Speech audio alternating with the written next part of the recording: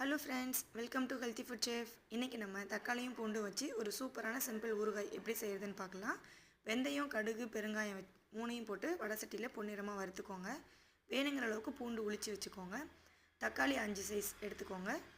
இப்போ நம்ம வறுத்து வச்சுருக்கிறத பொடியாக அரைச்சி வச்சுக்கலாம். இப்போ அடுத்தது எப்படி செய்கிறதுன்னு பார்க்கலாம். இப்போ பூண்டை நல்லா கொஞ்சம் குறைன்னு அரைச்சி வச்சுக்கோங்க.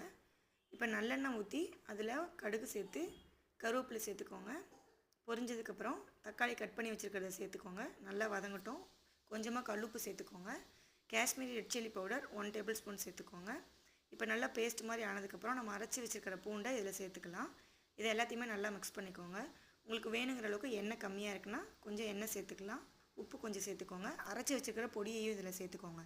இப்போ எல்லாத்தையுமே நல்லா மிக்ஸ் பண்ணிவிட்டு கொஞ்சமாக புளித்தண்ணி கரைச்சி ஊற்றிக்கலாம். இப்போ எல்லாத்தையுமே நல்லா மிக்ஸ் பண்ணிக்கோங்க. உப்பு எல்லாமே கரெக்டாக இருக்கான்னு பார்த்துக்கோங்க. கொஞ்சமாக தண்ணி சேர்த்து நல்லா சிம்மில்லையே 15 மினிட்ஸ் நல்லா விட்டுருங்க. அது எண்ணெயெல்லாம் பிரிஞ்சு வெளியே வந்துடும்.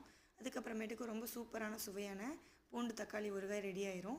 இது எல்லாத்துக்குமே ரொம்ப சூப்பராக இருக்கும். கம்மியான ரேட்டில் இப்போ தக்காளியும் பூண்டு விற்கிது. கண்டிப்பாக ட்ரை பண்ணி பாருங்கள்.